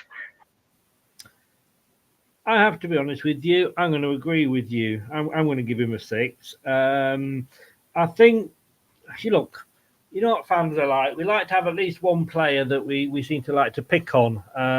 It was Barnes last season, and Vestergaard, in fairness. It was the guy who went to Chelsea, the defender. I've forgotten his name. Not the Devil Child, the other one that was left back. Chilwell, that's it. We hated Chilwell, even though he was England's first choice left back. Leicester fans hated him. I just think it's unfortunate that he's taken a little bit longer to settle. And I think people have sort of seen how Fatawu and Mavididi have come in and exploded onto the scene, and probably expected a lot from Cassidy. So yeah, I'm going to agree with you and give him a 6. Now this is going to be interesting. Take it away, Brad. I can't believe I'm saying this, Chris, but Kelechi Iheanacho, you need to make a decision, because at the start of the transfer window, there was obvious talk. There was Crystal Palace, there was Bournemouth. That might have been Dhaka I'm thinking of, I don't know. But there was like Crystal Palace, Wolves, some other teams were sniffing around. Bournemouth were in for Dhaka, Palace, Wolves, and somebody else. Was it Forest? Yeah. So they were all in for him. And then it didn't really happen. Nobody really met the value that we had for him. And I think Leicester were fair on the value, considering he had 12 months left. You're talking, well, we want to get not top range money, which I don't think he's valued at, but I think they were saying we kind of want some agreement where we either get it all in one go, or you're willing to say, I don't know, we'll give you 10 million now, and if he scores 50 goals for us, that's when we'll give you another 5, or whatever. You know, all these contracts could be convoluted with terms and conditions. And I thought when that didn't happen, I remember, Chris, about a week or so afterwards, Leicester instantly announced that they were in discussion talks with Iheanacho over a new deal. And we kind of thought, okay, he's probably going to see how the first couple of months of the season go. And then if Leicester are high flying, he'll commit because he knows they're going to go straight back up, sort of thing. And he's just been disappointing. And he's continued that. And he continued that against Ipswich, because whilst he's different to Dhaka, it's just, for me, it's the wrong substitution. He's not going to be here over January, early February. And I don't think he's going to be coming back to us from the AFCON as a Leicester City player. Look, I loved him. I wanted him to make all the right means. I was like Ant was at the start of the season. I thought, yes, come on, Iheanacho. Start us off on the foot. Sign a 2-year or a 3-year extension on your contract, whatever you need for it, whatever. But sign it. Put the rumours you're going to go to Leicester and go and bag 20 goals this season. Now, we could still get proven wrong. He could come back from AFCON. He could sign a new deal before he goes away, and he could come in and bang 15 goals in and come back ready, and all is forgiven. But right now, he is the only player I have seen on that pitch in recent weeks where I think he is ready to go. He's waiting for the January transfer window, so that move that didn't happen with Crystal Palace can happen, and unfortunately, he seems to be proving that with his actions on the pitch. I'm not saying he doesn't give 100%, but I just feel like his his mind's slowly edged elsewhere, because he knows the time at Leicester's coming to an end. And I think unfortunately, a certain Ballon made the wrong decision with Tielemans in January. And I'm going to say it now. If he isn't going to sign a new contract, get rid of him. Yeah. And I don't care, Chris. At this point, I do not care if that's loaning him out and then we let him go as a free at the end of the season. If that's the only way clubs are going to come in and be interested for him because it's January and his 6 months left on the contract. Because we've got better things to worry about, I'm afraid. Indeed, he's more of a worry to me than it is Iheanacho right now. And I'm going to give him a 4, Chris. And that's only like him. I was teetering with a 3, to be honest with you. In fact, if I'm going to take my actual glasses off, I'm going to give him a 3. I'm going to give him a 3. He really didn't do anything. I don't remember him being on the pitch, if I'm being honest, Chris. And it wasn't like he came on with 2 minutes to go. No. He came on with a chance to turn that game and kill it off for us. So, yeah, take me Iheanacho specs off. Yeah. No, interesting to see. I wasn't impressed with Iheanacho in this game. I don't think it was the right substitution. Like you said, I don't think any of the substitutions, possibly Eunice, because we're going to maybe rely on Eunice during AFCON. We'll come on to him next anyway. Has he been overshadowed by Daka? Oh, you'd say that, but, when your strikers in Vardy, or main 2 strikers, which are Vardy and Iheanacho, we've only got like 7 and 6 goals each, I think it is. And then Kells hasn't scored in 6 before Daka came in. I think Daka has made probably Kells look possibly worse than he is, because we do know what Kells can do. But again, it's a different style that we are now playing, a style that suits, for example, Vestergaard. And I think it's a style that suits Daka. I really do think it's a style that suits Daka. I think he's better suited than Kells. But he didn't have a good game. I'm not going to be quite as nasty as you, but I can only give him a 4, Brad. I'm sorry. I know he you like him. You've given him a 3. I don't think I could go that low, but I have given him a 4. Look, the last substitute, and I'm surprised we only made 3 out of 5 with so many games. Eunice, we said about Cashaday.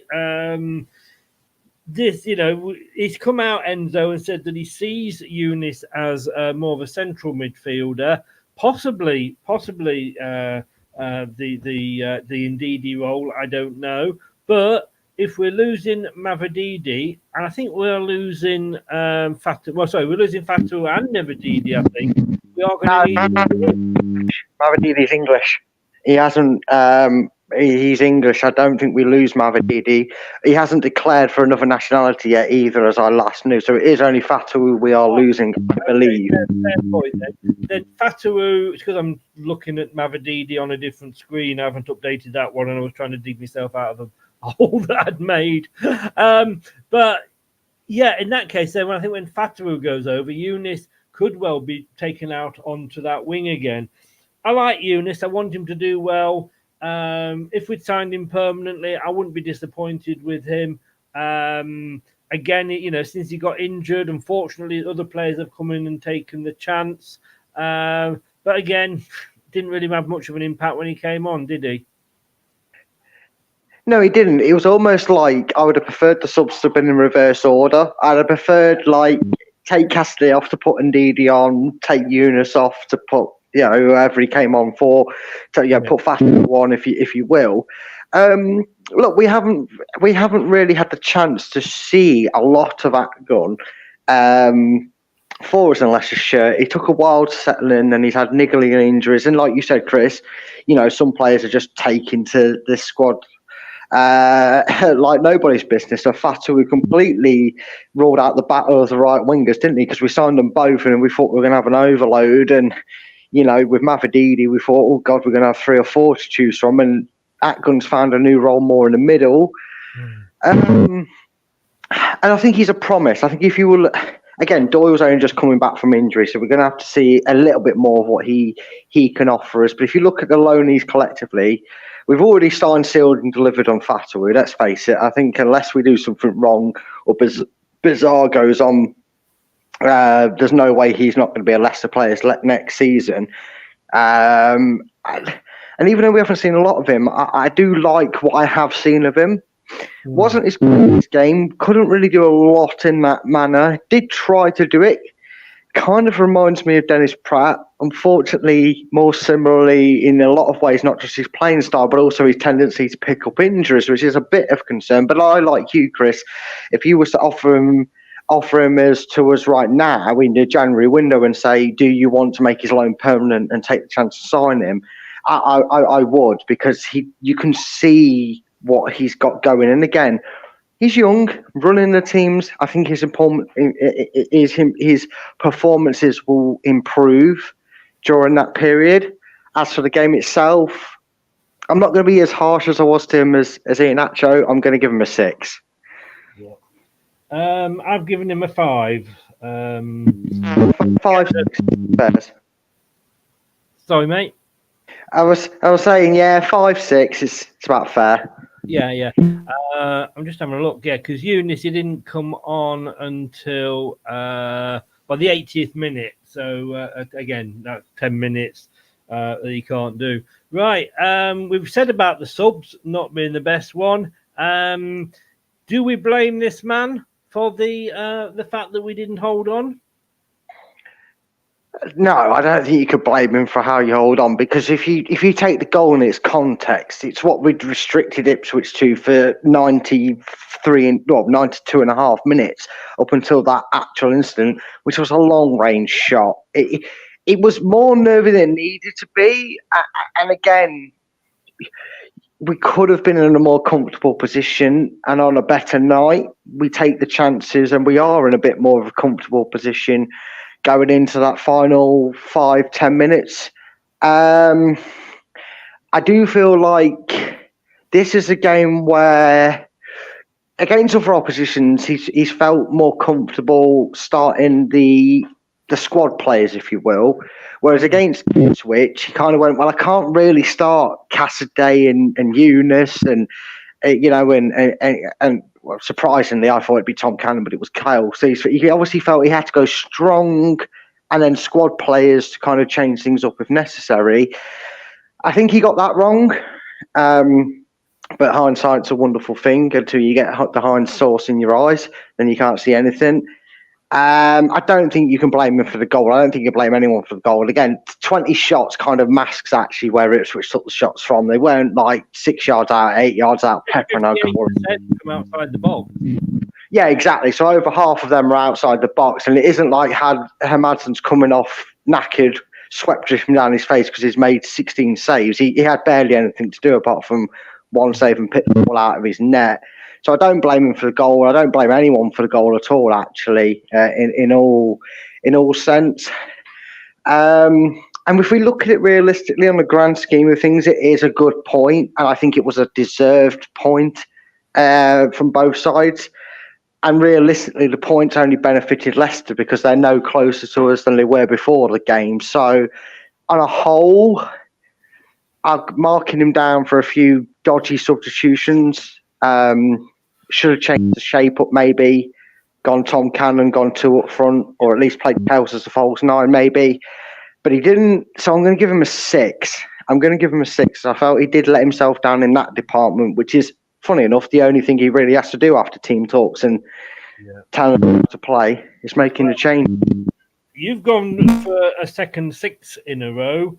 I've gone for a second 5 in a row. I've given him 5. I think he needs to not become a Brendan, and he is becoming a little bit of a Brendan. And people are going to go, no, he's not. How dare you say that? Blah, blah, blah. Look, 3 games, last 3 games, we've conceded the last goal. Twice of them, 2 of them have been in injury time. Remember the Tottenham game when we were actually leading until injury time. We should not be doing that. We were the team that had scored the most goals in the last 15 minutes. I'm not saying we're the team that's conceded the most goals in the last 15 minutes, but we shouldn't be doing that. But look, there we go. He gets a 5. But we're only judging these players on this one game, remember. We're not judging them on the whole season or anything like that. But there we go. That is it. Brad, you're a gentleman, sir. Thank you very much for coming on, give your channel a shout out, which is going to be making a comeback in the new year.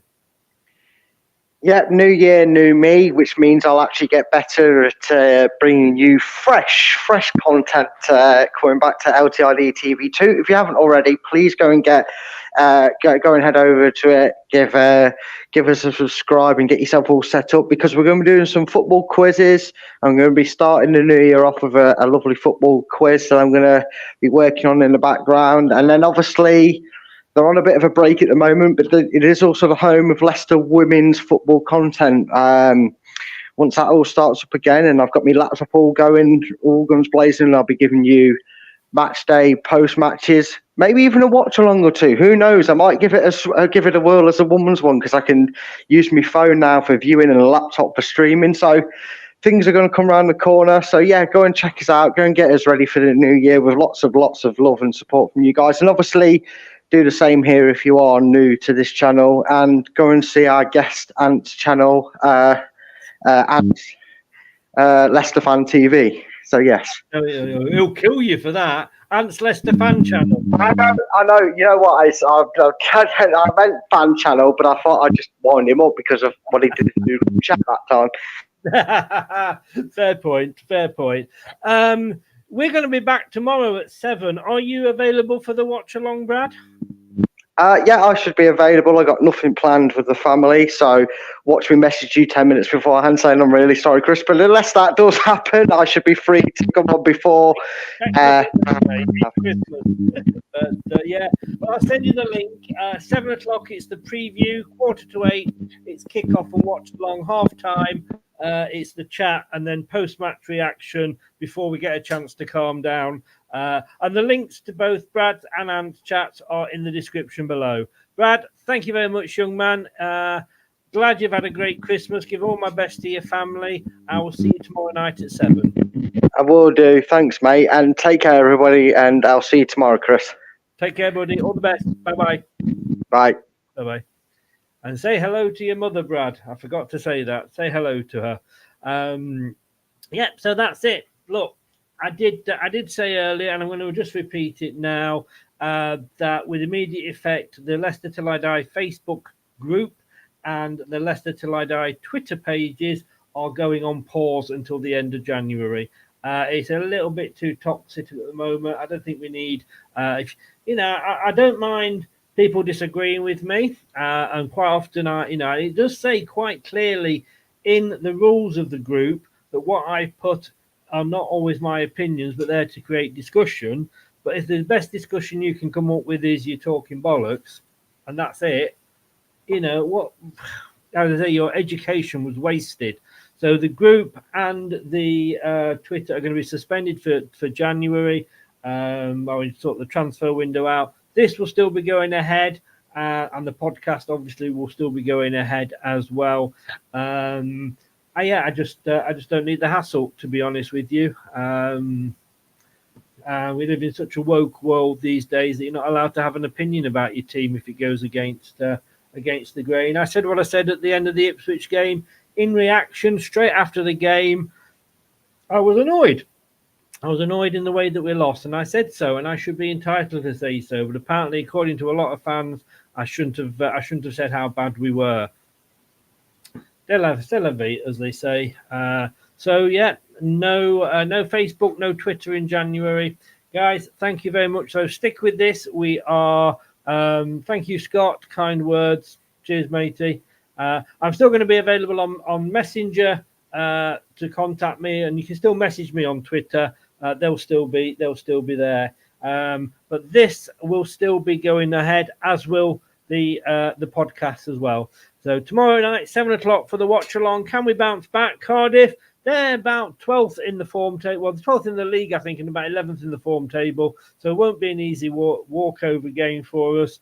It's really, really busy. Is this about to be our little slip up when we start to have our bad period?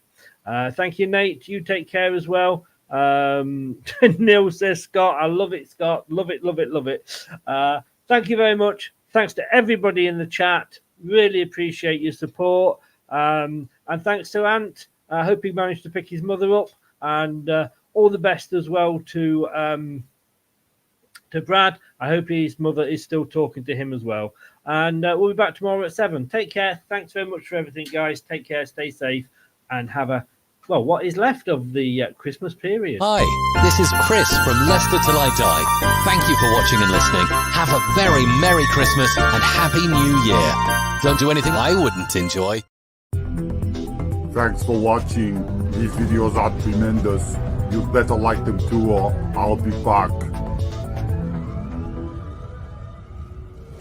This podcast is proud to be part of the TalkSport Fan Network. TalkSport.